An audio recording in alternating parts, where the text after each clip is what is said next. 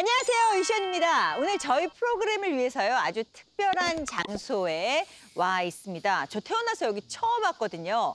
바로 가톨릭 대학교 성신교정인데요. 이곳에서 오늘 함께 해보도록 하겠습니다. 신부님들 준비되셨죠? 네. 네, 그럼 시작하도록 하겠습니다. 신부님의 수다 본능, 신부님과 나누고 신나고! 점프를 했더니 저희가 이렇게 도서관으로 딱 앉게 됐습니다. 어색하네요. 김정은 신부님, 이 신학대학교 방송하시고 나서 신학대학교에 대해서 좀 많이들 물어보시던가요, 주변에서? 신학대학교 방송이요? 네. 뭐 일단 사람들이 저에 대한 관심이 많지 않기 때문에 일단 잘 물어보지는 않는데 네. 그래도 이 TMI 나가면서 많이들 궁금해하시더라고요. 그렇군요.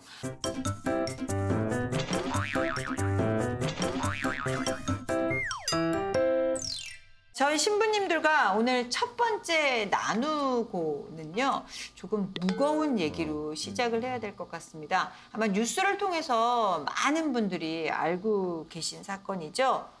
성체 훼손 사건. 저도 깜짝 놀랐는데요. 이 전말에 대해서는 아무래도 도서관에서 항상 공부하고 계신 우리 김상우 신부님께서 전달해 주시면 어떨까요? 네. 뉴스 앵커처럼. 한 발짝 더 들어가 보겠습니다. 지난 7월 10일에 한 인터넷 사이트 커뮤니티에서 어떤 네티즌이 뭐 부모님이 천주교 신자이신데 뭐 본인도 천주교 신자겠죠. 강제로 성당에 데려가서 성체를 받아왔다라는 워딩과 함께 성체에 낙서를 하고 일부를 불태운 또 그 불태운 사진을 그 인터넷 사이트에 올려서 좀 뭐랄까요, 논란이 됐던 사건이 있습니다. 이 네티즌의 표현에 따르면 여성을 억압하는 종교는 다 꺼져라 라며 여성 사제를 반대하고 있고 낙태죄 폐지 반대 등을 하고 있는 가톨릭 교회 천주교를 존중할 수 없다라고 이제 주장을 하고 있습니다. 네. 마지막에 앵커는 그렇게 하잖아요. 자세한 소식 현장에 나가 있는 김정환 기자 봐주시죠. 네, 현장에 나와 있는 김기자. 일단 저는 지금 이 소식을 전해 듣고서는 너무 사실 충격이었고요.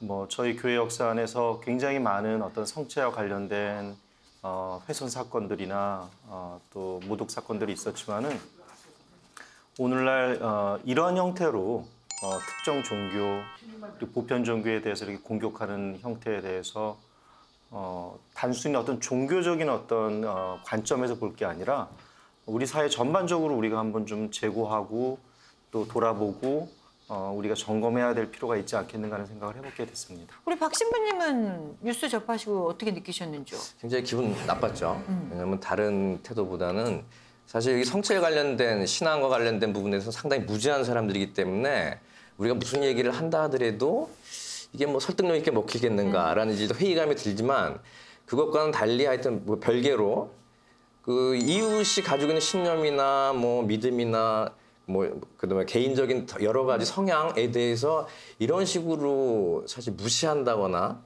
혹은 거기에다 모욕을 한다고 하는 것은 사실 어떠한 상황에 대해서도 용납할 수 없는 부분들이 태도라고 생각이 들어서 상당히 좀 불쾌한 느낌이 컸죠, 우선적으로. 그렇죠. 네.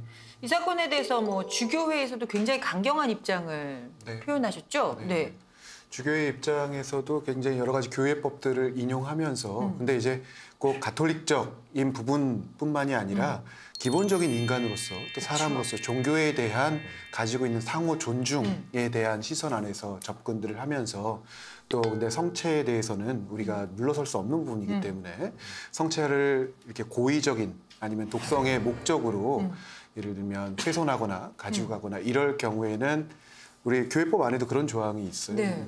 사도자에 유보된 자동 파문의 제재를 받는다. 이런 교회법적 그 근거 자체도 언급을 하면서 그러나 이 행위 자체는 우리 가톨릭을 떠나서도 다른 상호 간의 종교 간의 문제에 있어서도 기본적인 존중이나 예의에 대한 부분들이 완전히 무시되고 또 억압된 그리고 어떻게 보면 굉장히 폭력적인 모습으로 드러났다는 것에 대해서 굉장히 유감을 표명하고 또 한쪽 측면에서는 굉장히 이 부분에 대해서 강조를 하면서 우리 자신의 성체에 대한 신심에도 다시금 되돌아보자라는 입장들을 우리가 볼 수 있었던 것 같습니다. 네. 그 요번에 성체 훼손 사건이 단지 우리 가톨릭 신자 입장에서 감정적으로만 받아들이거나 아니면 누구를 또 마녀 사냥하는 식으로 하지 말, 단죄하는 식으로 우리가 반응을 하지는 말자.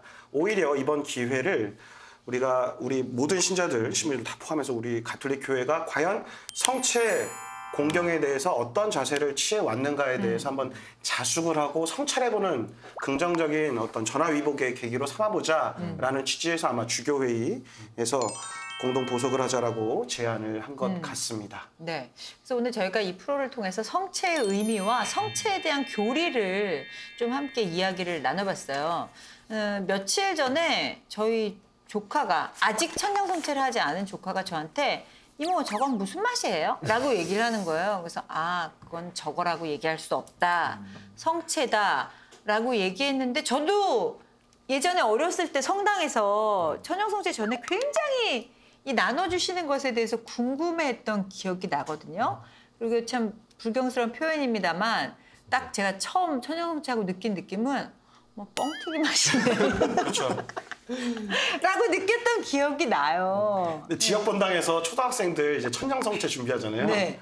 그럼 이래요. 천냥성체 교리하고 나서 첫째 어린이가 첫 번째 이제 어린이가 딱 모시죠. 네. 이렇게 모시죠. 네네. 그럼 이제 뒤에 있던 되겠죠. 야 맛없어. 요거 많이 하죠. 네, 초등학생들. 맞아요. 네.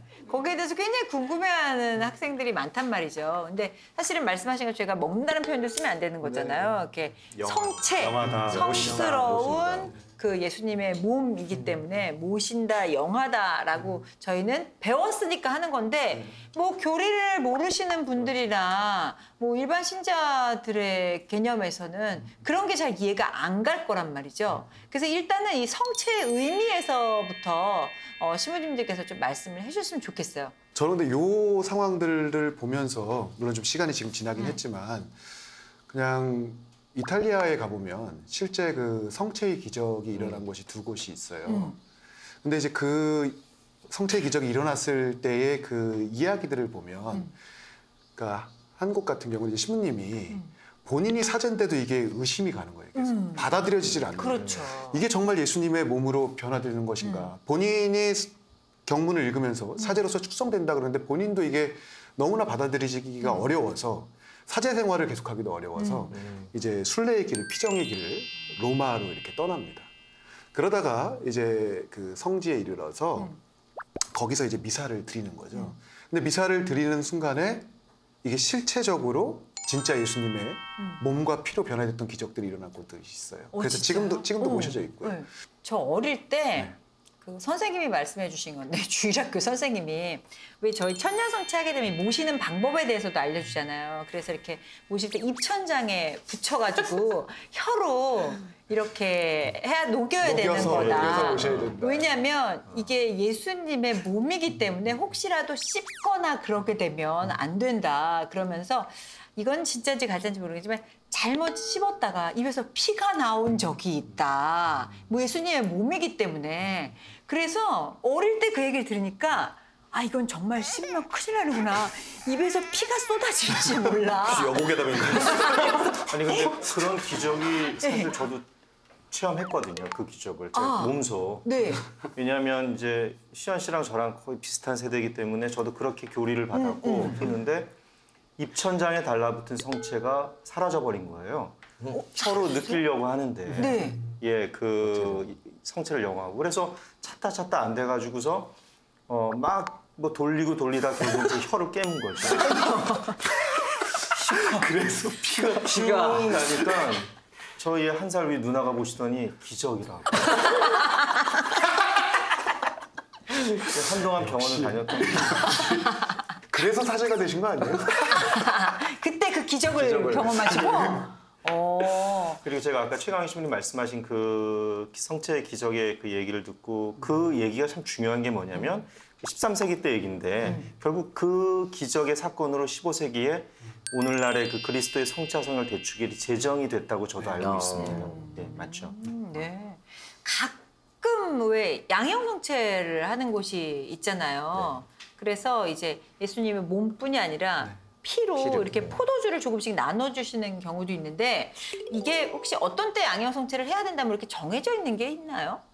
또 보통 본당에서는 성체성을 대축일 때 이제 성체와 성을 같이 영하는 네네. 경우들이 많이 있는 것 같고요. 그러니까 사목적 이유나 가능한 한 성체와 성혈을 함께 영할 수 있으면 좋다라고 네. 되어 있는데 네. 물리적인 상황 때문에 사실은 지금 저희는 힘들죠. 그렇게가 늘상 이루어지지는 않는 네. 걸로 이렇게 보시면 될 것 같아요.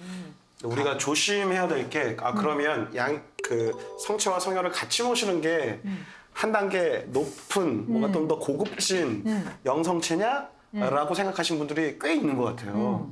근데 그게 우리가 오해에서 온 게 예를 하나 들어볼게요. 네. 그 성체를 이런 적이 있죠. 성체를 이제 제병을 축사하기 전에 이제 제병을 100개를 준비했는데 만약에 미사에 한 300명이 왔어요. 그럼 어떠죠? 신부님들끼리 이게 성변화 하신 다음에 막 쪼갭니다. 나눠주기 위해서. 그래서 그러다 보면 사실은 그 성체 조그만 거 또 못 모시고 그거에 뭐 한 4분의 1 뭐 이렇게 나눠주는 경우도 있어요. 어쩔 때는 진짜 가루가 있기도 하고. 네. 그럼 만약에 그 작은 조각에 과연 예수님이 들 계신 건가? 그러니까 예수님께서는 그 성체 안에 온전히 살아계시다라고 우리가 신앙의 눈으로 고백을 하는 거거든요. 그렇기 때문에 뭐 성혈을 모시고 성체만 모시는 것은 뭔가 성혈을 안 모시는 것보다는 조금 급이 떨어진다라는 것은 이 성 변화에 대한 잘못된 이해를 전제하고 있는 것이지요. 네. 아주 예전에는 성체를 영할 때 이렇게 신부님께서 이렇게 입안에 이렇게 바로 넣으셨는데 항상 입으로 했죠. 어느 목사들이 순- 이렇게 밑에 됐잖아요. 그렇죠. 어느 순간부터 손으로 바뀌었잖아요. 그래서 꼭 이렇게 왼손을 위에 대고 오른손으로 모시는데 가끔 왼손잡이분이나 어떤 분의 이렇게 실수로 이게 가끔 혼동이 되시는 분들이 있나 봐요. 제가 사실 저는 군종 신부 했기 때문에 이런 경험들이 많습니다. 그래서 딱 봐서 오른손을 얹어서 성체를 받는 병사가 있을 때에는 항상 물어보죠. 세례명이 뭐니? 그러면 이제 쑥스러워서 들어가거나 왜냐면 이제 세를 안 받아서 왜냐면 또 그게 초코파인 줄 알고 나오는 겁니다. 배고프니 그때 미사 끝날 때쯤 배고프잖아요. 나도 먹고 싶어서. 그러고선 쭈르고 나가서 몇 사람이 가서 이제 영하는데 네. 그 정체불명의 그걸 이제 자기도 영하고 싶어서 초코파인 줄 알고 나갔더니 이제 모르니까 막 이러다가 이렇게 하다가 이러잖아요. 이렇게 접는다고? 이렇게 하고 그래서 이제 물어보면은 그런데 그런 거도 정보를 알고 세례명을 제가 이제 물어봅니다. 그런 경우는 또 혹시 모르니까 세례명이 뭐니 그러면 그거까지 준비를 하고 나오는 친구들이 가끔 있어요. 그래서 딱 얘기를 해요. 그래서 근데 좀 제대로 되면 되는데 세례명이 무슨 디카프리오나 탐 크루즈 그러니까 들은 거 있어가지고 그래서 그럼 이제 들어가라고 그래요. 들어가세요. 네. 그래서 그런 게 조금 이상하면 저렇게 항상 보게 되는 게 지난번에도 그런 사건이 일어났지만 성체를 이렇게 받아서 안 모시고 갈 경우. 그렇죠. 그런 분도 있어요. 그래서 그거를 굉장히 예민하게 보게 돼요. 그렇군요. 심지어 그런 분들도 있어요. 할머니, 그거 뭐야? 나도 좀 나눠줘. 그럼 할머니가 인자한 할머니, 할아버지가 쪼개서 나눠줘요. 큰일 나는 거죠. 큰일 나는 거죠. 그거는 사실 올바른 신앙 교육도 아니고, 네. 그거는 손자, 손녀를 사랑하는 것도 아니에요. 성체를 모독하는 거죠. 그건. 맞아. 모르셔서 모르셔서. 네. 그리고 사실 개인적으로 저는 이 신학교에서 이 성체 성혈에 관한 기적을 많이 체험을 했어요. 그래서 이거는 나만의 기복 신앙인가 하고서 생각해봤더니 동료들이 많아요. 그래서 이게 어떤 기적이냐면 분명히 신부님이 거양 성체를 하실 때 올라갈 땐 성체인데 내려올 때 성혈인 거예요. 그렇죠. 그래서 그리스도의 몸 하는데 내려올 때 보니까 성혈로 딱 내려오는. 궁금하시죠? 네. 타임랩스. 그 사이에 좋은 겁니다. 아침에 미사 나거든요. 아침에 피곤해가지고 잠이 그렇게 와요. 근데 어느 날 시리어스하게 정말 신기해요. 그런 순간 이동한 거죠. 순간 이동한 거죠. 네. 신학교에만 살면 꼭 경험하게 되는 기적이라고 할 수 있죠. 누구나 한 번쯤은 경험하게 되는 올라갈 기적. 때 보고 좋은 거예요, 그 사이에. 네. 그리고 그래서 성렬이 내려올 때 또 깬 거죠. 그러니 기적이지. 난 정말 진짜로 기적으로 듣고 있었네요. 저 궁금한 게 있어요. 사실 성체도요. 이 지역이나 공간에 따라서 크기도 살짝 다르고 두께도 살짝 다르고 그런 차이가 있더라고요. 그래서 만드는 뭐 공장이 있는 건지 수제품인지. 보통 수녀원에서 수녀원 같은 한국 데 같은 경우는 수녀원에서 만들고 원재료가 우리 밀이냐 그냥 일반 밀이냐에 따라서 이 맛이 달라지죠 사실은. 네. 프랑스는 진짜 많이 있어. 프랑스에서 제가 유학할 때 네네. 이제 동창 신부들 군종하고 있는 애들이 한번 온 적이 있어요. 네. 근데 또 프랑스가 무슨 나라예요? 네. 빵 나라 아니에요? 그렇죠. 빵 나라. 그렇죠. 또 파티스리가 장난 아니죠. 대표적인 너무 네. 독특합니다. 그러니까 이게 제병이 맛있는 거라. 그리고 두꺼. 다르더라고. 그래서 네. 우리 군종 신부하고 있던 저희 동창 신부가 네. 저한테 야 상우야 정말 미안한데 나 제병 좀 한 100개 얻을 수 있니? 걔는 프랑스 와서 기념품 안 사고 본인의 그 군인 성당에 있는 신자들에게 그 맛있는 제병을 성변을 일으켜서 나눠주고 싶은 좋은 네, 마음에 네. 이제 좀 달라고 네. 줬어요. 아 진짜? 살짝 본당에 있었으니까 좀 줬죠. 오. 근데 확실히 맛있긴 해요. 두툼하고 노릇하고. 네. 이탈리아도 맛있어요. 이게 다르더라고요. 나라마다. 그래갖고 이탈리아는 그 제국파는데 네. 그 이걸 찍어내고 이렇게 밀가루 판을 만들어서 찍잖아요. 그럼 남은 거 있잖아요. 네. 그 남은 이렇게 맞아요. 구멍 뚫린 그것만 모아서 팔아요. 아 정말요? 완전 과자같이. 네, 그래서 그걸 과자처럼 또 먹어요. 그래서 오. 그걸 또 사다 달라고. 아 그게 자기는 제일 좋아하는 그 과자라고. 유럽이 미리 좋아요, 미리. 미리 줘. 미리 잘 나오나 봐요. 저는 가끔 그런 생각해요. 왜 모령성체라고 하잖아요. 그 고백성사를 봐야 되는데 고백성사를 보지 않고 영성체를 한다거나 그런 것들. 근데 가끔 왜 고백성사를 미처 못 봤는데 예수님을 꼭 모시고 싶다라는 생각이 드는 경우도 있고 그렇거든요. 그럴 때 이 모령성체에 대해서는 어떤 생각이세요? 절대 나쁘다라는 생각이세요? 뭐 상황에 따라서는 모실 수 있다라고 생각하시나요? 이게 이제 그 대제를 지은 경우가 문제가 되는데 사실은 우리 교리서나 이런 데 대제가 뭔지 이렇게 열람이 돼 있지는 않거든요. 일람표가 나와 있는 건 저희가 아니고. 보통 흔히 미사를 십계명. 걸어하는 게 대제 십계명에 나와 아닙니까? 있는 십계명에 준한 것에 대해서 내가 양심상 이걸 진짜 어겼다 아니다를 갖다가 명확히 좀 안다면은 뭐가 모령성체가 될 건지. 왜냐하면 정화되지 않은 상태에서 성체를 영하는 게 이제 모령성체인데 그거는 개인의 판단, 개인이 결국 양심에 자기의 양심에 맞춰서 그것을 해야 되는 부분들이고 저는 그 주님에 대해서 갈망이 있다면은 그 순간 뭔가 그리스도께서 무슨 일을 그 사람에게 하지 않으셨을까, 하지 않으실까라는 사실 그런 믿음을 가지고 있어요. 그래서 네, 저는 다른 의견입니다. 여기서 갈리네 또. 왜냐면 고해성사 때 제가 이제 고해 사제로서 들어가서 자주 드리는 말씀이긴 한데 뭐 예를 하나 들어보죠. 우리가 집에 집들이를 해요. 네. 아니 저기 어르신을 초대해요. 네. 집에 집들이하거나. 그럼 하다못해 평소에는 이제 집에 이제 이 먼지가 이렇게 양떼처럼 굴러다닌다고 할지라도 누구를 초대하면 최소한 사실은 청소기를 돌리고 음식이라도 그렇죠. 좀 잘 차리죠. 최소한. 근데 사람을 초대하고 사람과의 만남에서도 그 정도의 준비를 하는데 사실은 예수님과의 만남이죠. 그러니까 영성체라는 것이 단지 그냥 성체를 받아 모시는 이 행위로만 우리가 이해하지 말고 사실 예수님과의 만남의 시간이잖아요. 아, 네. 친교를 나누고 일치를 네. 나누는데 과연 그 만남에 대해서 나는 얼마만큼의 준비를 하고 있는가가 저는 네. 요 핵심이라고 보거든요. 네. 사실 미사를 참석했어요. 그래서 내가 대제를 적거나 하여튼 소재, 그러니까 십계명에 나와 있지 않은 소재 같은 경우는 사실은 미사 초반에 참회제를 통해서 용서가 된다고 이제 가르칩니다.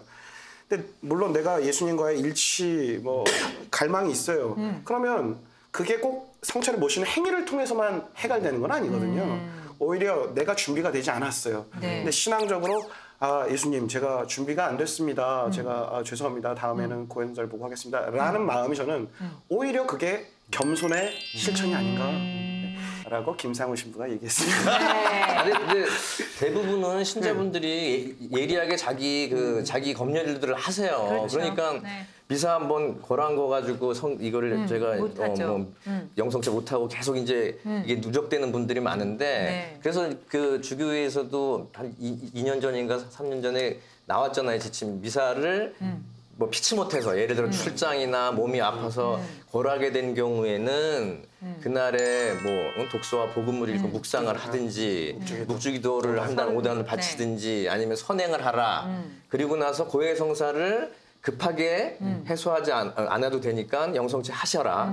그리고 나가지고 이제 정기적으로 1년에 한두 차례 있는 그 뭐 판공시절이죠. 그럴 때를 통해서 해소하셔라라고 이제 지침을 저희 드렸죠. 그래서 그런 상황인데 이런 이제 그 모령 성체 같은 경우는 이것보다 더 심각한 상황들이라고 볼 수 있죠. 네.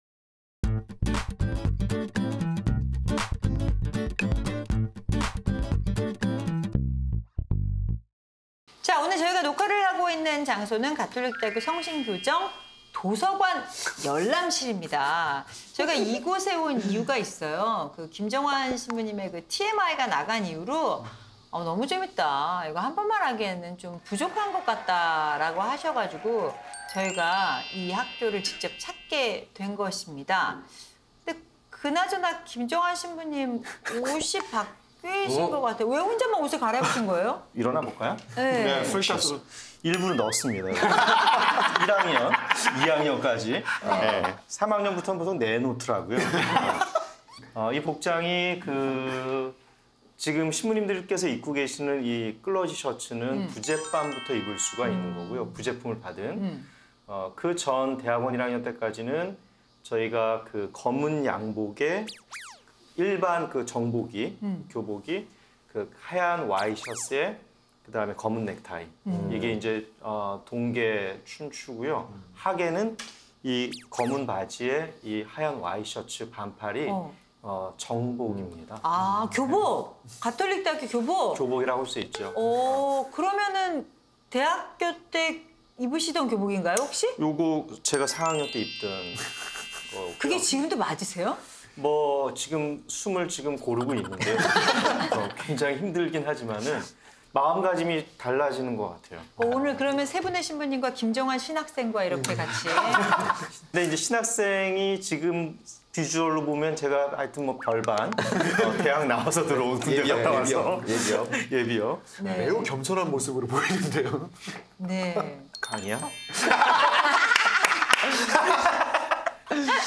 네, 알겠습니다. 오늘 저희가 두 번째 TMI를 준비하면서 일과표를 먼저 한번 받아보았습니다. 그랬더니 6시 기상, 7시 15분 미사, 12시 20분 양심 성찰, 저녁 5시 30분 성체 조배, 그리고 대침묵의 시간, 이런 것들이 있습니다. 이게 6시에 혹시 못 일어나고 늦잠 자고 뭐 이런 분들은 없나요? 6시에 일어났던 기억이 별로 없는 것 같아요. 아, 진짜요? 더 일찍 일어나면 대단한 신부님이? 그러면 아니죠. 보통 아니, 그러니까 이제 그 씻는 시간이 한 30여 분 정도 주어졌던 거예요, 저희 그러면. 저는 만약 6시 반에 좀 그 정확한 시간이 기억나지는 않지만 네. 6시 반부터 기도 시작이면 저는 주로 20분에 일어났던 기억이 나요. 20분에 일어나신다고요? 20분 더 자고 사실은. 질문. 그 깰 때 그러면은 뭐 종소리를 울려준다거나 이렇게 합니까? 아니면 기상나팔은 아닐 거 아니야, 사실. 제가 보여드릴게요. 자, 이제 제가 하면 이제 두 분 신부님이 응답하실 거예요. 네. 베네디카무스 도미노 데오그라시아스. 대우그라시. 노래로 하지 않았었나요? 베네디카무스 도미노. 저희는 말로 해요. 근데 진짜 웃긴 게 저 세대가 다르구나. 처음에 양업관이라고 이제 1, 2학년 때 네. 양업관이라고 같이 살아요. 단체방을 침실을 쓰죠. 뭐 저 때는 한 방 하나당 6명, 8명. 저희 때 12명 썼어요. 저희 때도 12명. 그러면 그 방에서 이렇게 다 자고 있다가 기상음악이 나옵니다. 네. 스피커로 기상음악이 나오면 제일 먼저 기상 한 자가 베네디카무스 도미노라고 외치면 나머지들이 부십니다. 그런 작업들이 일어나는데 처음에 좀 입학했을 때는 조금 문화 충격이 있었죠. 베네디카무스 도미노가 이제 주님을 찬미합시다. 그러면 이제 데오그라시아스 하느님 감사합니다. 감사합니다. 그리고 이제 그 저희 끝기도 자체가 네. 그러니까 오늘 밤과 함께 거룩한 죽음을 맞게 하소서. 그렇죠. 그리고 이제 아침에 새롭게 일어나는 것은 새로운 또 삶을 시작하는 그런 의미들을 담고 있어서. 네. 그러면은 예수의 신학교도 좀 비슷한가요? 다 다른데요. 저희 수련원에서 우리 같이 일어나는 건 수련원에서만 유일하게 경험을 했는데 저희는 우리나라 같은 경우는 목탁 쳤어요. 아, 목탁? 저희는 그냥 비들이라고 해서 1, 2학년, 2년 과정인데 이 1, 2학년 그 대표자가 있었어요. 대표. 네. 예, 반장 같은. 반장이 아침에 먼저 일어나서 딱 치는 거예요? 5시 반에 저희 기상이었는데 네. 그때 일어나서 목탁을 치고 다녀서 복도 떡 이렇게 천천히 시작해서 떡떡떡떡떡떡 이렇게 이제 가면은 방송에서 욕하시면 안 돼. 그렇게 그렇게 일어났었죠. 그러면서 일어나셨군요. 지금도 아마 목탁 치는 걸로 알고 있습니다. 네. 그 아무래도 그때가 이렇게 먹성이 제일 좋을 때잖아요. 혹시 식사는 학생 식당이 있나요? 어떤가요? 저희가 이제 지금은 시스템이 바뀌었지만 그때는 저희 1, 2학년 때만 해도 전체가 다 같이 한 식당에서 먹었는데 군대 갔다 오니까 공동체로 갈라지면서 개별 식당이 있었고요. 하여튼 한 식당에서 다 먹었는데 뭐 어떻든 어느 형태든 늘 배고팠던 것 같습니다. 그 먹성을 못 감당하죠. 그래서 이 반찬도 뭐 한 3찬, 4찬인데 그거를 싱겁게 뭐 간을 적당히 맞췄다가는 뭐 얼마나 먹겠습니까? 그래서 좀 제가 들은 얘기는 조금 그 짭짤하게? 과하게 했다고 해요. 뭐 의사의 얘기였, 한의사의 얘기였는데요. 왜 이렇게 피가 탁하냐고 저보고. 그건 아무래도 세상에 빛과 소금이 되라는 깊은 뜻은 아니었을까요? 고염식 같은 경우를 하고 계세요. 소금 그렇구나. 어떤 세상인데. 그 의미를 지금까지도 깨닫지 못하고 있었네. 아, 지금 깨달으신 겁니까? 우리 호스한 거야. 근데 요즘에 신학교 엄청 잘 나와요. 제가 작년에 한번 먹어봤는데 네. 와, 잘 나와요. 어떻게? 심지어 어떤 것까지 나오셔가지고 까지 막 무릎을 쳤는데 와. 아니 여기 신학교 낙산 뒷동산에 가면 네. 진달래 개나리 이렇게 피거든요. 그거를 주방에 있는 자매님들이 진달래 전을 붙였어요. 진달래 화전! 네. 저는 태어나 처음 먹었어요. 전 안에 진달래가 꼽혀 있어요. 그런 게 나와요. 근데 그게 신학생들이 몇백 명이잖아요. 네. 그걸 하나 땀. 저는 전을 먹어본 기억이 없는데. 전을 만들었으면 그때도 되게 짰을 거예요. 간장 없이. 간장 진달래가. 아니야. 진달래가 화전은 디저트야. 화전은 디저트니까. 작년에 달달하게. 가봤거든. 야, 진짜 엄청 잘 나요. 신학교 얘기를 하려면 군대 뭐 이런 분위기인 것 같아 계속. 못 먹고 못 살고 막 아니 이런 근데 제가 분위기예요. 아까 이렇게 신학교 딱 들어오는데 축구장이 있는 걸 보는데 왜 여자들이 제일 좋아하지 않는 얘기가 군대에서 축구하는 얘기거든요.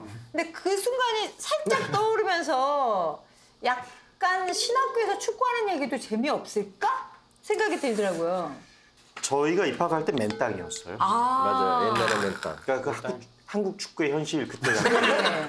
그러고서 났는데 얼마나 그 큰 일이 벌어졌냐면 사건이 저기에 천연잔디를 까는 프로젝트를 한 겁니다. 어머. 그거를 저희 반이 하게 된 거예요. 잔디 까는 작업을. 왜냐면 저희 반부터 외출이 없었거든요. 1, 2학년들 외출 없다. 영성해. 그러니까 시간이 많으니까 이제 쭈그리고 앉아가지고서 이제 잔디를 까는 거죠. 잔디를 어떻게 하셨어요? 잔디를 심어요 이렇게? 이제 이렇게 떼짱들이 떼짱, 이렇게 떼짱. 있잖아요. 아, 네, 떼짱. 그런데 보통은 이제 그 전문가들이 심으셔야 됩니다. 그거의 기술이. 근데 인건비가 없어요. 그러니까 시범으로 아주머니 두 분이 이제 경험자셔요. 인건비를 준 그분들이 심는 걸 보고 따라가는 거죠. 따라가가지고 쭉쭉 심으니까 그게 잘 심어졌겠어요. 아이고. 그래서 쭉 하여튼 시간이 날 때마다 우리고 앉아가지고 그러면 외출 갔다 오는 선배들은 뭐 얼굴이 좀 벌게져가지고 쑥 지나가면서 어휴 고생하네 하고 했던 기억이 나는데 이제 그때 저희가 할 수 있었던 것은 그 잔디가 다 심어지면 저희 반부터 축구를 차게 해주겠다고 약속하셨거든요. 네. 근데 잔디 다 깔려니까 잔디 보호해야 된다고 안 된다고 죽는다고. 그러고 나니까 군대 가야 됐었어요. 갔다 오니까 가운데가 없어요. 하도 축구를 차가지고 천연잔디니까. 그렇구나. 그런 기억이 좀 있어요. 나무 심었던 기억은 없어요. 나무. 나무 무진장 심었죠. 나무. 지금 굉장히 울창하잖아요. 네. 이것도 다 또 있죠, 다. 네, 다 이게 또 제로에서 시작한 게 아니죠. 네. 와. 신학교라는 곳은 정말 다른 대학과는 다른 환경인 곳입니다. 그래서 보면은 그 양심 성찰, 성체 조배 이러한 일들이 있어요. 이게 다른 데서는 볼 수 없는 거잖아요. 그래서 다른 데는 없기 때문에 이곳에서만 있는 에피소드나 이런 건 혹시 없으셨는지? 교회 신학 이런 데 보면 이제 저희가 뭐 하느님에 대해서 논하시오. 이런 정말 이런 게 문제로 나오거든요. 그러니까 양은 많고 네. 또 뭐 그런 뭐 배운 거는 또 정해져 있었고 그래서 어느 선배가 너무 고민하다가 딱 제일 먼저 내고서 나갔다는 겁니다. 뭐라고 쓰고? 쓰지도 않고 딱 한 글 두 단어를 썼구나. 네. 자기 사진을 딱 붙여놓고 이마고대 이게 라틴어로 하느님의 모상이라고. 와, 맞아. 그래서 하느님을 논하시오 했더니 실론에서 자기 사진 딱 증명사진 붙여놓고 이마고대 하고서 딱 나갔대요. 이게 하느님의 모상이라고. 야, 멋있다. 하느님이라고. 멋지다. 그럼 신학교 나가신 거 아니에요? 그냥 나간 거야. 바로 책 써서 나가신 거 아니에요? 그거? 제시 몇 번 봤다는 적이 저희가 오늘은 또 특별히 신학교에서 열심히 공부하시고 시험 보시고 이런 얘기를 많이 하다 보니까 그래도 신학교에도 축제라는 건 있지 않을까 그런 생각이 드는데 알마 축제 유명하잖아요. 무슨 뜻이에요? 알마가 그 어떤 모짜리 그 뭐 알마 마텔에서 저희가 그 어머니라고 할 때 어머니의 그 자리 이런 의미로 해서 앞에 호칭을 갖다가 붙였는데요. 저희는 매년 했는데 지금 2년에 한 번으로 바뀌었다고 들었습니다. 축제의 대표적인 프로그램은 어떤 프로그램들이 있었는지. 제가 기억에 남는 거는 제가 학생했었을 때 같이 동기들하고 만든 건데 그때 그 거리극이라는 거를 저희 반에서 처음 시작했어요. 기획해서. 네네. 그래서 그 거리극 신부님들 아시죠? 네, 그렇죠. 네, 그래서 우리 성인들의 이야기나 성서의 이야기를 테마로 해서 전 신학교를 다 호스트로 돌면서 해당되는 그 지점에 갔을 때 거기에서 즉석 연극과 즉흥극. 공연이 열리는 물론 이제 해당되는 공동체와 학년들이 준비를 하긴 합니다만 그리고 이동하는 중간에 막 이렇게 흥겹게 머도하고 처음 시도였는데 굉장히 그 당시에 성공적이었고 인상적이었던 것 같아요. 네. 제가 신학교 동아리가 민속문화연구회 그래서 민문연 사물놀이? 네, 탈춤 추고 북추고 장구 추고 탈춤 추는 그거였는데 축제 때 우리 김정한 씨님이 말씀하신 것처럼 거리극 그때 우리 민문연이 이제 저기를 해요. 이끌어줘요. 길놀이 같은 거. 그렇죠, 그렇죠. 호스트로 옮길 때마다 그렇죠. 그렇죠. 그때 날씬했는데. 원래 그 중세 전통 극이잖아요. 사실 중세 그 대성당 마당에서 벌어졌던 그런 이제 그 어떻게 보면 현장 축제인데 네. 그게 이제 아이도 좋으셨네. 각 공동체별로 준비를 하거든요. 아주 그냥 평소에 볼 수 없는 아주 너무 재밌었어요. 기발한 아이디어들 막 그래요. 예를 들면 한두 가지만 말씀해 주세요. 어떤 기발한 아이디어가 있었는지. 글쎄 뭐 그 모습들이 보통 때 보면 뭐 예를 들면 뭐 여장을 하는데 정말 예쁘게 하고 나와서 네. 뭐 그 공동체의 비리들을 이렇게 까발린다든지 풍자, 풍자와 해야. 거기엔 또 뭐 교수 신부님들의 이야기도 나올 수 있고 그렇죠. 또 누구 어떤 특정 인물을 갖고 이렇게 해약할 수도 있고 이제 그런 네. 것들이 많이 있었죠. 제가 중학교 때 스승의 날 그 1교시부터 뭐 몇 교시까지 수업하는 걸 한번 만들어가지고 연극을 한 적이 있어요. 그러면 선생님들 중에 액센트 특이하고 막 재밌게 특이한 선생님들 있잖아요. 그래서 선생님들 역할을 하는 친구들이 또 그런 거 재주 있는 친구들로 해가지고 재밌었던 기억이 한 번 있거든요. 그러니까 말씀하시니까 신학교에도 그런 명물 선생님, 뭐 굉장히 그 학생 주인 같은 선생님, 좀 그 학생들의 대화 속에 많이 등장하는 특별한 신부님 그런 분들 있으실 것 같았는데 교수님. 저는 이제 그분이 열었다 치겠네. 현직에서 은퇴를 하셨기 때문에 뭐 저 이제 뭐 사제생활을 20년 했으니까 네. 그분 되게 정말 존경스럽고 또 정말 아주 명망인 학자이시고 또 그런 선생 신부님이셨는데요. 그분이 항상 하셨던 말씀 중에 하나가 뭐냐면 나가주세요. 나가주세요. 그래서 우리는 너무 좋은 거지. 이 훈화를 듣지 않고 나가도 되나? 그리고 이 답답한 성당을 좀 나가서 좀 산책해도 되나? 그게 아니라 신학교를 아예 나가달라. 부정적인 말씀이 아니라 항상 그렇게 해서 나를 돌아보고 쇄신하고 정화하고 노력해서 살아라. 그러니까 나가려고 하는 삶을 쫓겨나는 삶을 살지 말아라. 했는데 그때는 많이 고민했던 것 같아요.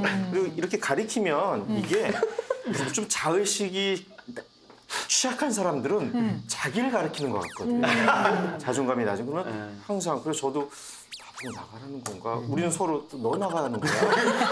너 서로 그랬던 건 그 신부님 기억이 나요. 그래서 항상 그분이 매주 토요일마다 훈화를 해줬습니다. 훈화를 했는데 훈화가 보통은 뭐 짧게는 뭐 한 50분, 뭐 40분 하면 좋은데 그분 항상 100분을 하셨어요. 아, 100분. 근데 이제 그 다 내용이 좋았어요. 교훈이 되는 내용이었고 살이 되고 피가 되는 내용이었는데 그 말씀 들으니까 똑같은 말씀을 저도 이제 들었는데 나가주세요. 양호관 처음 네. 들어오자마자 그러니까 처음이니까 얼마나 설레고 이제 신학교에서 잘 살아야겠다 막 이런 마음을 갖고 있는데 나가주세요. 모든 강론이 항상 매일 나가십시오라고. 아, 나가십시오. 그 참 신비했던 게 어떤 예수님의 말씀을 갖고도 결론은 나가십시오 이렇게가 되는 거예요. 기승전 나가십시오. 그러니까 오늘 예수님께서는 나가십시오 이렇게 되는 거예요. 근데 진짜 처음에는 되게 그게 상처였거든요.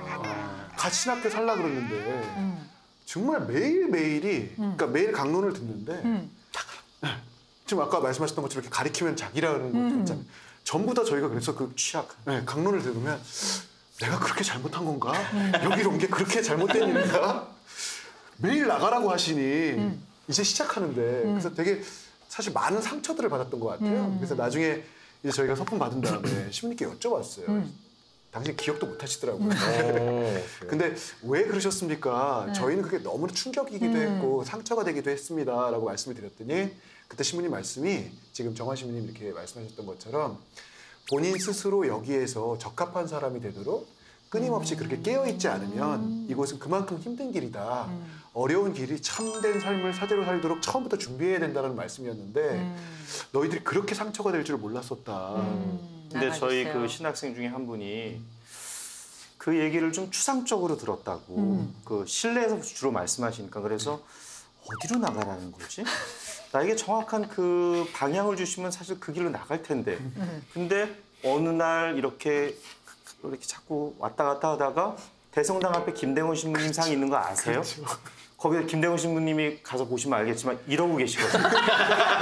그 정문으로 나가라는 거죠. 고민하고 있다가 아 절로 나가라는 거구나.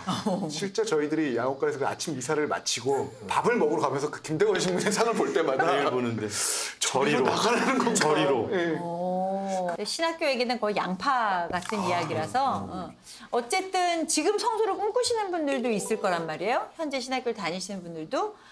그래서 우리 선배님들께서 박 신부님도 합쳐서 네 분 다 그 신학교는 나에게 어떤 의미였고 우리 또 후배 신학생들이 어떤 생각을 했으면 좋겠는지 한 말씀씩 선배를 써주시면 어떨까 싶네요. 이번엔 우리 최 신부님부터 가겠습니다.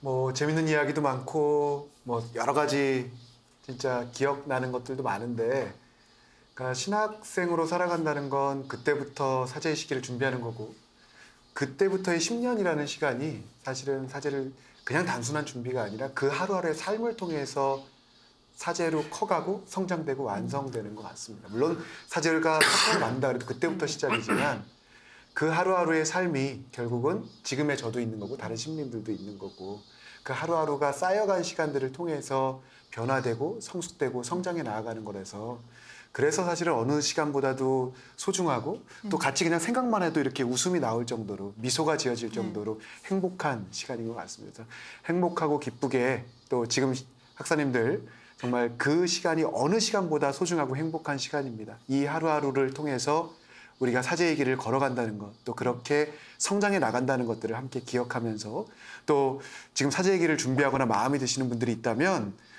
그렇게 죽을 곳 아닙니다. 그렇게 뭐 스케줄로 보면 시간표로 보면 어마어마하게 어려운 것 같지만 다 살 수 있습니다. 저도 뭐 맨날 20분 일어나서 그렇게 해도 사제로 다 성장되게 되고 그 하루하루의 시간을 통해서 완성돼 가는 거니까 그렇게 함께 또 저희도 같은 후배님으로 만나뵐 수 있으면 좋겠습니다. 감사합니다. 예, 저는 뭐 수도회 AP를 했기 때문에 신학교 분위기는 정확히 경험해보지 못했고 대신 그냥 함께 고민해봐야 될 것이라고 한다면은 저는 수련원에서 우선 가장 먼저 좀 배우도록 유도가 됐던 게 자신의 의지를 내려놓는 것.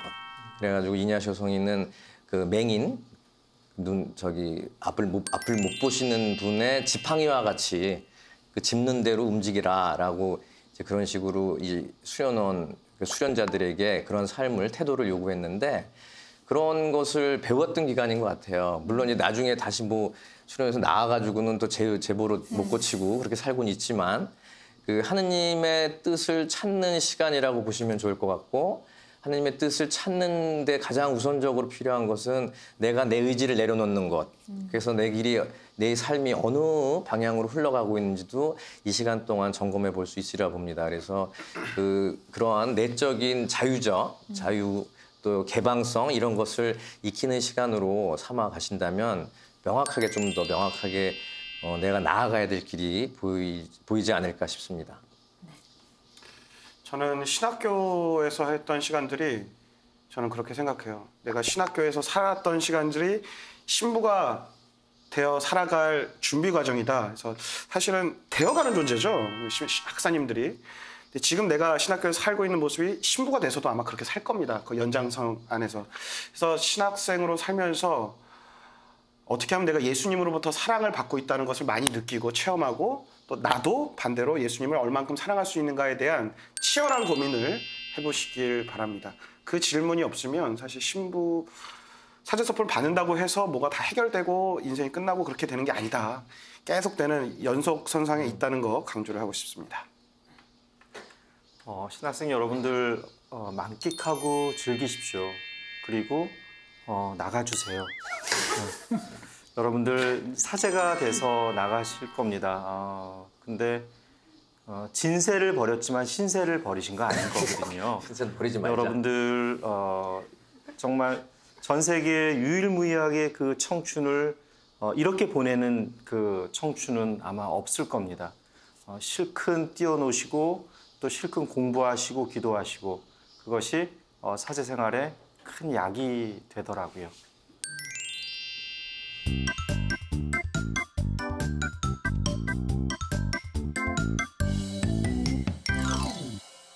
신부님과 나누는 고민입니다. 어떤 사연인지 함께 듣고 조언을 해주시면 되겠습니다. 신부님 안녕하세요. 저는 올해 36 직장인 남자입니다. 얼마 전 조직 개편이 생기면서 저희 팀에 저보다 4살 어린 선배가 배치됐습니다. 저는 대학도 늦게 갔고 졸업 후 다른 사회 경험을 쌓다가 입사가 좀 늦었는데 이 선배는 졸업과 동시에 채용돼서 당연히 저보다 나이가 어리죠. 아무리 나이가 많아도 직장은 연차가 깡패 아닙니까? 선배 하면서 잘 챙겼는데 어느 날 술자리에서 그러더군요. 제가 본인에게 선배님이라고 깍듯이 호칭하지도 않고 밥 먹으러 가서도 제가 본인보다 안쪽에 앉았고 삼겹살도 굽지 않았고 술잔 빈 것도 안 챙기는 등 선배 대접을 안 했다는 겁니다. 정말 어이가 없었습니다. 암튼 요즘에는 제가 그 선배보다 1분이라도 늦게 회의실에 도착하거나 선배 커피를 먼저 세팅해 놓지 않으면 대놓고 요즘 후배님들은 참 회사 생활 편하게 해 라며 빈정댑니다. 카톡 대화에서 답변이 조금 늦어도 화를 내고 심지어 제 옷차림을 가지고도 지적을 하네요. 정말 회사 가기가 너무너무 싫습니다. 신부님 어떻게 하면 좋을까요? 아예 그냥 선배 대접을 확실하게 하면 그게 제일 단순한 것 같아요. 사실 이 선배라는 친구가 네. 지금 이 사연 보내신 분이 만만치 않은 거잖아요. 그러니까 자꾸 꼬투리를 잡는 그렇죠. 거거든요. 부담스러운 거지. 오히려 부담스럽지 않으면 그렇게 표현하지 않고 일반적으로 이 관계면 지금 사연 보내신 분은 선배로서 대접을 하고 그다음에 이 선임이 된 친구는 보통 이제 그러면 경어를 붙이고 무슨 씨라고 얘기를 하던가 이렇게 서로 존중하는 관계가 그렇죠. 보통은 일반적인데 그렇죠. 이렇게 되지 않고 있다라는 거는 이 지금 선배인 친구도 마음에 안 드는 거고 계속 그렇게 꼬투리를 잡고 있는 거고 선배 대접을 받고 싶다는 욕구가 굉장히 큰 거고 그럴 때는 사회 안에서는 어차피 선배니까 그걸 그냥 대접을 해주고 그 유예 시간들에서 어떻게 나오는지를 보면 사실 내가 거기서 깍듯이 하면 다른 사람들 그걸 다 보고 있잖아요. 그렇죠. 누가 봐도 그건 이상한 거거든요. 그렇지. 그러면 이 선배의 평가나 이런 것들이 이상해지는 거지 내가 이상해지는 게 아니거든요. 맞아요. 근데 그걸 나도 하기 싫기 때문에 이게 어려운 거고 왜 나를 무시하지라는 마음이 어려운 거잖아요. 근데 그거를 내가 그냥 훨씬 더 큰 사람으로 내가 더 사회 경험도 많고 나이도 많으니 근데 사회의 직급상으로 지금 이러니까 그냥 해주면 사실은 큰 문제가 안 될 것 같고요. 만약에 그렇게 내가 베품에도 불구하고 오히려 더 악랄하게 한다. 그럼 회사 외에서는 이 사람과의 관계를 맺지 않으면 그냥 오히려 거리를 두면 내가 굳이 이 상황 때문에 스트레스 받을 이유도 없고 그 상황을 보는 다른 사람들은 아, 저 친구가 왜 저렇게 해야지라는 의문을 던질 상황이지 내가 바보라고 생각할 상황은 아니거든요. 사실은 저같이 이렇게 서품이 높더라도 지금 빠르더라도 종인 신부님이 인생의 나이로는 선배인데도 이렇게 인격적으로 대우해주면 아무 문제가 되지 않습니다. 네. 전혀 문제되지 않죠. 네. 그런데 문제는 이제 이런 경우지 않습니까? 네. 그러니까 제가 볼 때는 일단 회사를 옮기시고요. 근데 못 옮기니까 이런 사연이 올라왔을 거 아니에요. 네. 그러면 부서를 옮기는 거는 안 되고 부서 회사를. 안 되죠. 네. 근데 이런 선배 같은 경우에는 굉장히 자존감도 낮고 그리고 자기가 심리적으로 취약한 분이에요. 그러니까 인정받고 싶은 거죠. 그러니까 이 사연을 주신 분이 정말 인간 대 인간으로 정말 존경하는 마음으로 인정하겠다는 생각을 조금 접으시고 어차피 이곳에서 생활하실 거면 네. 그냥 그분의 어떤 저분도 좀 치료가 필요한 분이고 좀 뭔가가 취약한 분이니까 그런 면에서는 좀 형식적으로라도 그렇게 접근할 필요가 있을 것 같아요. 그게 훨씬 마음이 편할 겁니다. 네. 하나의 치료 방법 중에 하나가. 그렇군요. 신부님들께서 나름대로 이렇게 다양한 대처법을 주셨는데요. 잘 생각해서 원하시는 일이 생기기를 바라겠습니다. 저희 신부님과 나누고 싶은 고민 있으신 분들 참여 바랍니다. 저희 프로그램 홈페이지 들어오시면 참여하실 수 있거든요. 고민 남겨주시면 네 분 신부님들께서 정말 성심성의껏 잘 답변해 주실 겁니다. 기다리고 있겠습니다. 오늘 나누고의 주제는 중독입니다. 중독, 상담이 권고되는 분입니다. 자, 네 분 중에 어느 분일까요? 자진 납세할까요? 하나, 둘, 셋! 네, 아빠는